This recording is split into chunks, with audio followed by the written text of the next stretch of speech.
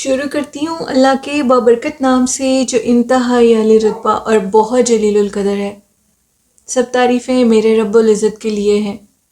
الصلاۃ والسلام علیکہ یا سیدی یا رسول اللہ صلی اللہ علیہ وآلہ وسلم۔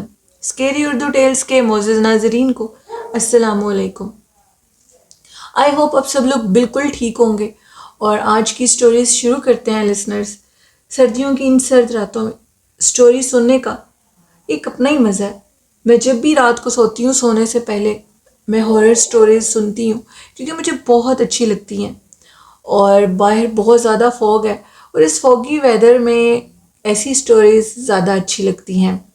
میرے لسنرز اس بات پہ کتنا اتفاق کرتے ہیں اپنے کمنٹ باکس میں اپنی رائے ضرور دیجیے گا۔ اور اسی کے ساتھ آج کی سٹوریز شروع کرتے ہیں۔ آج کی خوفناک کہانی میرے ساتھ اطرت نے کراچی سے شیئر کی ہے۔ اطرت کہتی ہیں کہ میں آپ کے ساتھ اپنے چاچو کا ایک خوفناک واقعہ شیئر کروں گی۔ میرے چاچو جو کہ پنجاب میں رہتے تھے، اور وہ کہتی ہیں کہ ان کے ساتھ ایک خوفناک واقعہ پیش آیا۔ میرے چاچو جہاں پر نوکری کرتے تھے، ادھر سے جب وہ واپس آتے تھے تو اپنے دوستوں کے پاس جانے کے لیے وہ ایک دوسرے گاؤں میں جاتے تھے۔ وہ ایک گاؤں میں ہی رہتے تھے، اور ان کی جو جاب تھی وہ جب ختم ہوتی تھی تو تقریباً شام 6 سے 7 بجے کا ٹائم تھا۔ گھر آتے تھے، کھانا وغیرہ کھاتے تھے، اور فوراً اپنے دوستوں کے پاس چلے جایا کرتے تھے۔ ان کے بچپن کے دوست تھے وہ، اور ان سے ان کی بہت محبت اور پیار تھا۔ اسی طرح وہ کہتی ہیں کہ چاچو کی یہ روٹین تھی، ڈیلی چاچو ادھر جاتے تھے، اور پھر وہ آ جایا کرتے تھے ادھر سے۔ جنگل کے راستے سے چاچو گزرا کرتے تھے، اور جنگل کا راستہ انتہائی پرسرار اور خوفناک تھا۔ چاچو کہتے ہیں کہ ایک دفعہ میں واپس آ رہا تھا تو مجھے میرے پیچھے سے چہل قدمی کی آواز آئی۔ میں نے پیچھے سے پلٹ کے دیکھا تو ایک عورت تھی میرے پیچھے، جو کہ انتہائی نامناسب حلیے میں تھی۔ وہ بہت خوفناک تھی اور بہت پرسرار تھی۔ وہ بالکل برانہ حالت میں تھی، اور اس کے جسم کے اوپر بہت زیادہ بال تھے۔ اس کا چہرہ عورتوں کی طرح تھا، اور سر جو فیچرز تھے، یعنی جو چہرے کے نقوش تھے، کہتے ہیں کہ وہ بہت خوفناک تھے، لیکن تھے عورتوں کی طرح۔ میں اس کو دیکھ رہا تھا، اور وہ میرے پیچھے اس طرح چلتی ہوئی آ رہی تھی جیسے کوئی جانور، کوئی ریچھ چل رہا ہو۔ میں نے اب اس کو اگر میں بھاگتا تو اس کی سپیڈ شاید میرے سے بھی کہیں زیادہ ہوتی، کیونکہ ابھی وہ یہ سمجھ رہی تھی کہ شاید مجھے اس کا پتہ نہیں ہے، اور وہ میرے پہ اٹیک کرنا چاہ رہی تھی، یعنی وہ گھات لگائے تھی۔ تو میں نے اس کو یہ فیل کروائے بنا کہ میں اس کو جان چکا ہوں اور اس کو دیکھ چکا ہوں، تو میں نے سوچا کہ مجھے اب اس راستے سے جلدی سے گزرنا ہوگا، اور گزرنا اس طرح ہوگا کہ میری جان بھی بچ جائے اور وہ مجھے کوئی نقصان بھی نہ دے۔ کہتے ہیں کہ اب وہ میرے پیچھے اس طرح آ رہی تھی کہ جیسے کوئی جنگلی جانور ہوتا ہے۔ اس کی سپیڈ بڑھتی جا رہی تھی، میرے قدموں کی سپیڈ بھی بڑھ رہی تھی، اور اس کی بھی سپیڈ بڑھ رہی تھی۔ اچانک سے وہ کہتے ہیں کہ جیسے میں اپنے گھر کے گاؤں کے روڈ پر آیا تو اس کے پیچھے سے آواز آئی کہ میری طرف دیکھو۔ چاچو کہتی ہیں کہ ان کی طرف دیکھنا نہیں چاہیے، ایون کہ ان کی بات کا جواب بھی نہیں دینا چاہیے۔ تو جب اس نے مجھے اس طرح کے لہجے میں کہا کہ میری طرف دیکھو، تو میں اللہ جانے مجھے کیا ہوا، میں اس کی طرف پیچھے متوجہ ہو گیا۔ اور اب کے بعد جب میں نے اسے دیکھا تو ایک خوبصورت لڑکی تھی، بہت زیادہ خوبصورت لڑکی، جو کہ سرخ ساڑی میں ملبوس تھی، اور اس اندھیرے میں کسی چاند کی طرح چمک رہی تھی۔ کالے لمبی زلفیں، اور جو اس نے اپنے بالوں کو آگے کیا تو چاچو کہتے ہیں کہ ایک دفعہ تو میرے ہوش اڑ گئے۔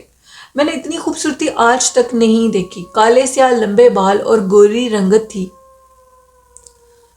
تو ابھی میں اس کی طرف اٹریکٹ ہونے ہی لگا کہ مجھے فیل ہوا کہ جیسے دور سے کوئی گاڑی آ رہی ہے، اور ایک سیکنڈ کے لیے میں یہ چیز بالکل بھول چکا تھا کہ وہ کوئی عورت نہیں بلکہ ایک چڑیل ہے۔ لیکن جیسے ہی وہ گاڑی کی لائٹ میرے اوپر پڑی تو وہ بھی میرے لیے ایک معجزہ تھا، اور مجھے ہوش آیا کہ وہ ایک چڑیل ہے، وہ عورت نہیں ہے۔ وہ گاڑی بالکل میرے قریب آ گئی، اور انہوں نے میرے پاس گاڑی کو روک دیا۔ جیسے انہوں نے چاچو کے پاس گاڑی کو روکا تو چاچو کافی گھبرائے ہوئے تھے، اور وہ ان کے گاؤں کے قریبی لوگ تھے جنہوں نے چاچو کو پہچان لیا۔ ان کو پہچاننے کے بعد وہ کہتے ہیں کہ انہوں نے کہا کہ تم جلدی سے گاڑی میں بیٹھو اور ہم تمہیں اپنے ساتھ لے جاتے ہیں۔ خیر وہ چاچو کو لے گئے۔ چاچو کو کافی سانس وغیرہ، وہ کہتے ہیں کہ میرا پھولا ہوا تھا، مجھے بہت زیادہ ٹھنڈ لگ رہی تھی، حالانکہ وہ جو موسم تھا وہ گرمیوں کا تھا۔ تو وہ کہتے ہیں کہ مجھے ٹھنڈ لگ رہی تھی، میرا جسم کپا رہا تھا، پسینے گر رہے تھے، ٹھنڈے پسینے.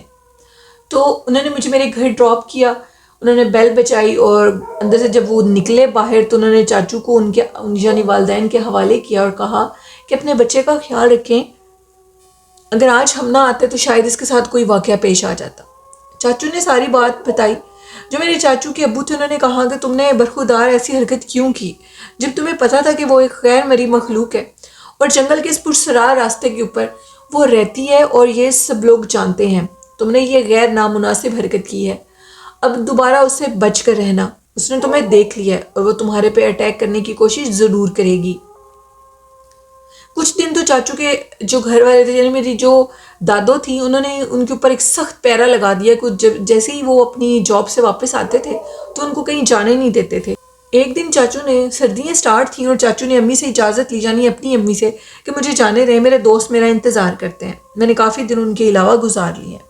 بڑی مشکل سے اجازت ملی اور دن کے ٹائم اجازت ملی. وہ چھٹی کا دن تھا ان کی جاب سے، اور جو میری دادو تھی انہوں نے کہا کہ تم جلدی گھر آؤ گے، تم دیر نہیں کرو گے.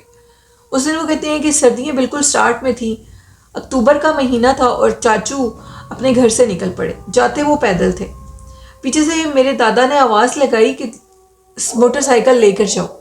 ان کی قسمت اچھی تھی کہ وہ موٹر سائیکل لے گئے. اب کی بار وہ دوبارہ اسی راستے سے گزر رہے تھے اور جیسے اس راستے سے گزرے تو ان کے سامنے وہی خوبصورت لڑکی آئی جو بالکل اسی دن کی طرح تھی اور کہنے لگی کہ مجھے میرا خامد ادھر چھوڑ کر چلا گیا ہے، مجھے گھر تک پہنچا دو. میں نے کافی زیور پہنا ہے جس کی وجہ سے کوئی مجھ پہ حملہ کر سکتا ہے. چاچو کہتے ہیں کہ یہ بات میں نے سنی تو میرے دل میں اس کے لیے رحم آ گیا اور مجھے ایک پل کے لیے لگا کہ شاید یہ وہ مخلوق نہیں ہے، مجھے غلط فہمی ہو رہی ہے. میں اس کی مدد کے لیے بالکل ریڈی تھا اور اس کو میں نے اپنے پیچھے موٹر سائیکل پہ بٹھا لیا.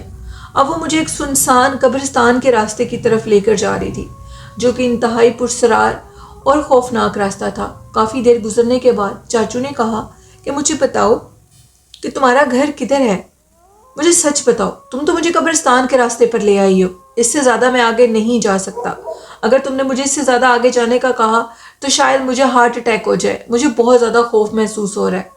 لیکن وہ عورت کسی بات کا کوئی جواب نہیں دے رہی تھی، بالکل سائلنٹ خاموشی تھی. لیکن چاچو کو پیچھے بیٹھا کچھ محسوس ہو رہا تھا، کوئی چاچو کے پیچھے تھا.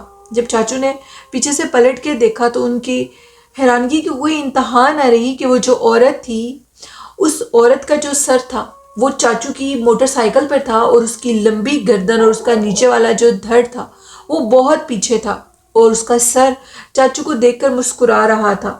یہ چیز دیکھنی تھی کہ چاچو نے اللہ اکبر کہا اور اس کے جو وہ سر تھا جو چاچو کے موٹر سائیکل پہ تھا، انہوں نے اس کو زور سے ہاتھ مارا اور وہ نیچے گر گیا.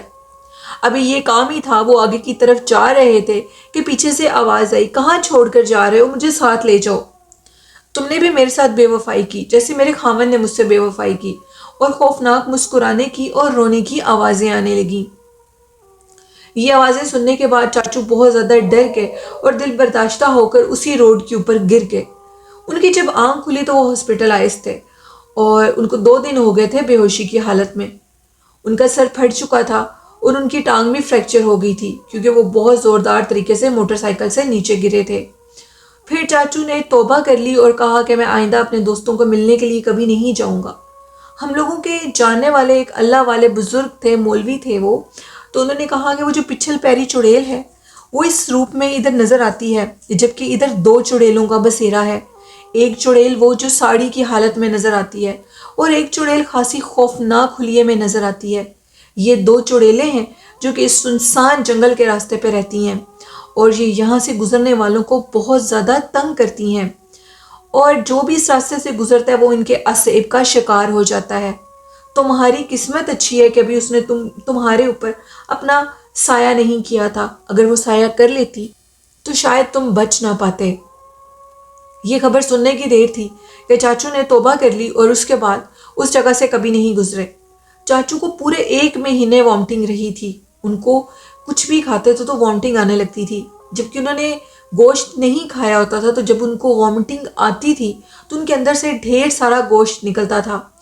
تو پھر جب اللہ والوں سے یہ بات پوچھی گئی تو انہوں نے کہا کہ یہ ٹھیک ہے، جو بھی اس کے اوپر اس کا اثرات ہوئے ہیں وہ سارے اس صورت میں نکل رہے ہیں.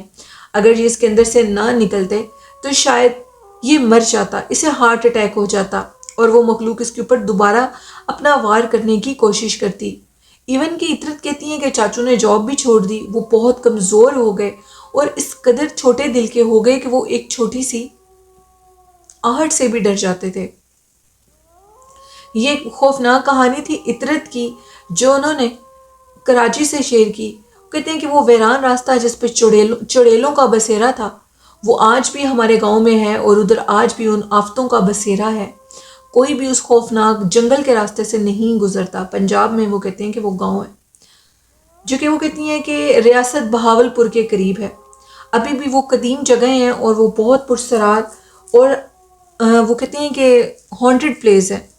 ان پر لوگ بہت کم جاتے ہیں، ایون کہ جاتے ہی نہیں ہیں. تو عطرت کہتی ہیں آپ کے لسنرز کو میسج دینا چاہوں گی کہ اپنا بہت سا خیال رکھا کریں. خوفناک جگہوں سے گزرنا کوئی بہادری نہیں ہے، بلکہ یہ جگہ انسان کو پوزیسڈ کر دیتی ہیں اور ان کی زندگی ہمیشہ کے لیے خراب ہو جاتی ہے. تو بہت شکریہ عطرت اتنا اچھی بات شیئر کرنے کے لیے. یہ تھی آج کی خوفناک کہانی. لسنرز، میرے لسنرز کو کیسی لگی اپنا فیڈ بیک دیا کریں. اور آخر میں کہنا چاہوں گی کہ حضور نبی کریم صلی اللہ علیہ وآلہ وسلم پر درود و سلام پڑھیں، ان سے محبت کریں، ان سے پیار کریں، قرآن پاک نماز قائم کریں اور والدین کی بہت خدمت کریں. یہ نعمت جانے کے بعد دوبارہ نہیں ملتی.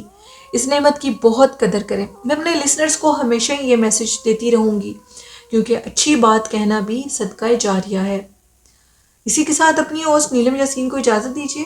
اپنا اور اپنے والدین کا ڈھیروں خیال رکھیے گا اور مجھے اور میرے والدین کو اپنی دعاؤں میں یاد رکھیے گا. اللہ حافظ.